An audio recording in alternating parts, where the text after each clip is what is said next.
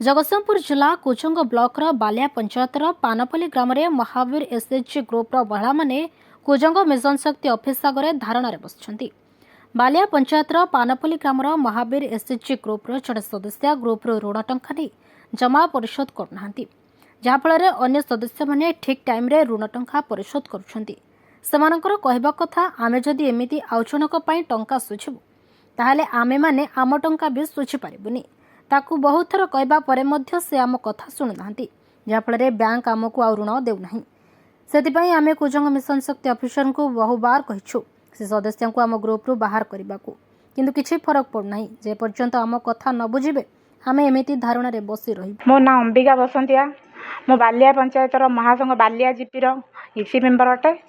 आमर हूँ कना आमर सारे कहते जे माने तमें मु नंबर देती तमें जाओ से लोक साइन कले आपणकर समाधान हो आपन जो गोटे मेम्बर को चेंज कर पारना आम सार को कहलु सार आपन चेंज करना ना मोर पावर ना मु चेंज करी मु आपन को नंबर देती आपन से लोक पाखु जातु से चेंज करदे। मु सार को प्रश्न कली सर आपन कौन माने बीडीओ सार को नंबर देइचंती सार कहले ना मु जहाँ नंबर देती पाखक जीव सी चेंज माने सी मेम्बर को चेंज करेंगे। कहली सर क्या पाखक जीवु आम ना जीपीएल से लीडर लीडर माने क्या बुझाए प्रेसिडेंट को आम जो 27 इसी भौणी अच्छु आम तो माने प्रेसिडेंट चेंज है आम तो चेंज करूँ जो प्रेसिडेंट अच्छी सी तो आम सांगे अच्छी सी तो आमको साइन देती सी मेम्बर चेंज हे बोली आपड़ एपर्यंत कहीं चेंज करना आमको बैंक पठाऊँ ब्लॉक पठाऊँ एठिकी पठाऊँ सेठिकी पठाऊँ आम 6 मास है दौड़ुचु 13 मसीह आमर एपर्यंत 26 मसीहा है आमर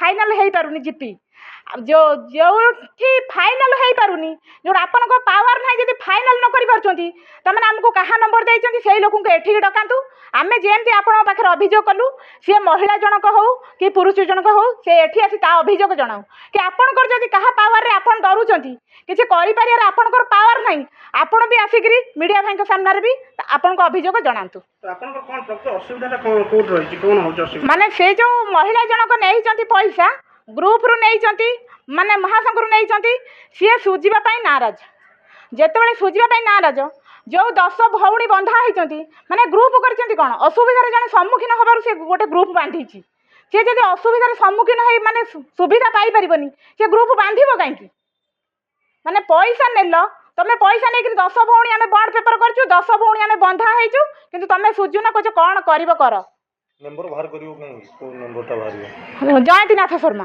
टाइम हरियो कोन माने से पैसा नहीं सुझुना 10 भौणी को ना 10 भौणी हाथ सुझी जो कैंसर पेसेंट गोटे भौणी अच्छा सी ऋण चाहूँगी मैंने सी पुणी भल हे ना सी ऋण चाहूँगी सी सीना जड़े सुझिले सी सीना ऋण पुणी नुआ ऋण आप्लाय करेंगे सी सुझा एठी बसिले आम सार पाखक आसीचु किसी न्याय पाइबापी आपण पाख सार पाखे सार सब किसी अच्छी सारे चाहिए सब समाधान करेंगे सार जब समाधान करें ताहले दी पक्षर कथा शुणबेनी आम सार पचार सार आपण कहार माने फोन नंबरटा देइचंती कहतु तांको आमे जेमती आपण पाखरे 2 दिन हला आसी धारणा देइचु तांको भी डाकंतु सी आसी आपण पाखरे तांको अभियोग आमे आपण को अभियोग कलु आपण भी तांको डाकंतु सी भी आपण को अभियोग जणातु आपण कोन चाहउछन वर्तमान कोन चाहउछन आमे एठी बसिबु माने सार फाइनल न करिया जे आमे एठी बसिबु सार एबे कहउचंती जे सेमती रडी रडी जीव किछि करि परिबनी। मोर जीपी बालिया ग्राम पंचायत जो आम पानपल्ली गाँ आमर महावीर एसएससी सेक्रेटरी मो ना शिवासिनी मल्ल तो कोन है काई ऐसी बसचन धारणा कहले आमर ये धारणा बसचु आमर 6 मास है गोटे मेम्बर आमको हैरान कर 6 मास उपरे आमको मैंने खातार साइन दौना आमको हैरान कर लोन नहीं बैंक लोन नहीं महासंघ लोन नहीं कि आम खातार भी किसी पैसा नहीं सुझुना आम मागिला बेलू से आमको मिसबिहेवियर कर आम घर को भी 10 जन माइप जा स्त्री लोक जाइलु आमको भी देलेनी झड़ाहांटी कले आम आसिलु पुणी आउ थे जाइछु कहला तुम 10 जन को स्वामी मान ना निर्यातना केस देवी मानहीना केस देवी है आमको कहला आउ तार ना हूँ जयंतीनाथ शर्मा आम नूतन भाव आम प्रेसिडेंट चयन करूँ 6 मास तले କିନ୍ତୁ ମାନେ ସିଏ ଆଉ ସେଇଦିନଠୁ ଆସୁନାହାନ୍ତି, ନା ଖାତା ସାଇନ୍ କରୁନାହାନ୍ତି ନା କିଛି କରୁନାହାନ୍ତି। ଆମେ ଆସିଲୁ ବିପି ସାର୍ଙ୍କ କତିକି, ତଲକ ମଲକ ସାର୍ଙ୍କ କତିକି ଆସିଲୁ, ସିଏ ଆମର ଶୁଣିନାହାନ୍ତି କିଛି। ହଁ ଆଜି ଆସ କାଲି ଆସ, ଥରେ ସାଇନ୍ କଲେ ଖାତା କାଟିଦେଲେ, ସାଇନ୍ କରିକିରି ପୁଣି କାଟିଦେଲେ, କହିଲେ ନାଇଁ ନାଇଁ ମୁଁ ତାଙ୍କ କେସ୍ରେ ପଶିପାରିବିନି, କହି କାଟିଦେଲେ।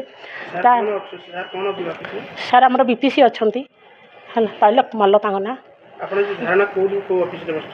ଆମର ଆଜି ମିଶନ ଶକ୍ତି ଅଫିସରେ ବସିଛୁ ହେଲା। କାଲି ଆମେ ଦିନମାନ ଆସି ବସିଲୁ, ସାର୍ କହିଲେ ହଁ ହେଇଯିବ, ଇଏ କରିବ, କହିଲେ ଆମକୁ ସାଙ୍ଗେ ସାଙ୍ଗେ ଲେଖିକି ଗୋଟେ ଆଜିର ଟାଇମ୍ ପକେଇ ଏବେ ଡେଟ୍ ପକେଇକି ଗୋଟେ ଲେଖିକି ଦିଅ ପେଜ୍। ଆମେ ସାଙ୍ଗେ ସାଙ୍ଗେ ତାଙ୍କୁ ସେଇଠୁ ଲେଖିକି ଦେଲୁ। ଲେଖିକି ଦେଇ ସାରିଲା ପରେ ସେ ଦେଖିଦେଲେ, ଆମେ ସମସ୍ତେ ଅଛୁ, ସାଇନ୍ ମାରିଦେଲୁ, ସବୁ କଲୁ। ସେ କ'ଣ କଲେ ନା ସେଇଠୁ କହିଲେ ଆଉ ହେଇଯିବ, ଏଇଟା ହେବନି, ମୁଁ ଆଉ ସାଇନ୍ ଦେଇପାରିବିନି, ଏଇଆ କହିଲେ। ମୁଁ କହିଲି ସାର୍ ଆପଣ କହିଲେ ଲେଖିକି ଦେବା ପାଇଁ, ପୁଣି କହୁଛନ୍ତି ସାଇନ୍ ଦେଇପାରିବୁନୁ, ତାହେଲେ ଏଇଟା ଆମେ କରିବୁ କ'ଣ କୁହନ୍ତୁ? ଆମେ ଏଠି କ'ଣ ଆମେ 10 ଜଣ ଜଣଙ୍କ ପାଇଁ ଆମେ ହଇରାଣ ହେବୁ? ଆମର ଜଣେ ପେସେଣ୍ଟ କ୍ୟାନ୍ସର ପେସେଣ୍ଟ ଅଛନ୍ତି, ସିଏ ବି କାଲି ଏଇଠି ଥିଲେ ବି, କାଲି ମାନେ ତାଙ୍କ ଦେହ ବେଶୀ ଖରାପ ହେଲା, ସେ କାଲି ଦିନମାନ ଆମେ ଏଇଠି ବସି ବସି ଖାଇବା ନାହିଁ, ସେଠୁ ପଳେଇ ଗଲେ କଟକ ମେଡ଼ିକାଲ, ମାନେ ଭୁବନେଶ୍ୱରରେ ସେ ଟ୍ରିଟମେଣ୍ଟ ହେଉଛନ୍ତି, ସେଠି ଗଲେ। ଏବେ ବାଟରେ ଫେରୁଛନ୍ତି, ଆମେ ତାଙ୍କୁ କହିଛୁ ଏଇ ଆମେ ବସିଛୁ ବୋଲି, ସେ ବାଟରେ ବି ତାଙ୍କୁ ହଜବେଣ୍ଡ ଯାଇକି ନେଇକି ଆସୁଛନ୍ତି। ଆପଣ କେତେ ଜଣ ବସୁଛନ୍ତି ଏଠି? କେତେବେଳଠାରୁ ବସିଲେଣି? ଆମେ ଏଇଠୁ ସକାଳ 11ଟାରୁ ବସିଲୁ।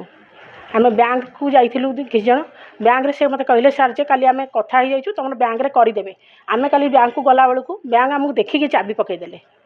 ଚାବି ପକାଇଦେଲେ ତ ଫାଷ୍ଟ ତାଙ୍କର ସଟର ପକାଇନାହାନ୍ତି, କିଛି ନାହିଁ, ସେ ବାହାରେ ଗୋଟେ ଗେଟ୍ ଅଛି ସିঁଢ଼ି ପାଖକୁ ଟିକେ, ସେଇଠୁ ଚାବି ପକାଇଦେଲେ। ପୁଣି ଫେରିକି ଆମେ ଏଇଠିକି ଆସିଲୁ। ଏଇଠିକୁ ଆସି ସାରିଲା ପରେ ସେ କହିଲେ ଆଜି ଆୱାର୍ସ ସରିଲାଣି, କାଲି ସକାଳ 10ଟାରେ ଆସିବ, ସେ କରିଦେବେ, କଥା ହେଇଯାଇଛୁ ଆମେ। ମୁଁ ସେଇଠୁ କାଲି ଆଜି ସକାଳ 10ଟାରୁ ସେଇଠିକି ଗଲୁ। ସେଇଠି ଯାଇକି ତ ଆମେ ଗଲା ବସିଛୁ, ଆଉ ଆକୁ ଫୋନ୍ କର, ତାଙ୍କୁ ଫୋନ୍ କର, ତାକୁ ଫୋନ୍ କର, ଲାଷ୍ଟରେ କହିଲେ ମୁଁ କରିପାରିବିନି। କ'ଣଟା କୁହନ୍ତୁ, ବ୍ୟାଙ୍କ ଆ ସାଙ୍ଗରେ ସମ୍ପୃକ୍ତ କ'ଣ? କାହିଁକି ସେ ପେସେଣ୍ଟ ଆଦେହରେ ସମ୍ପୃକ୍ତ କ'ଣ? ପ୍ରେସିଡେଣ୍ଟ ଯିଏ ଆମର ଯେଉଁ ପେସେଣ୍ଟ ଯିଏ ଆମ ଗୋଟେ ମେମ୍ବର, ତାଙ୍କର ଆମର ଲୋନ୍ ନିହାତି ଦରକାର। ଆମ ଖାତାରୁ ବି ପଇସା ଆମେ ଚାହୁଁଛୁ ଉଠେଇକି ତାଙ୍କୁ ଦେବା ପାଇଁ ସାହାଯ୍ୟ କରିକି, ଆମେ ସେତିକି ବି ଉଠେଇ ପାରୁନୁ।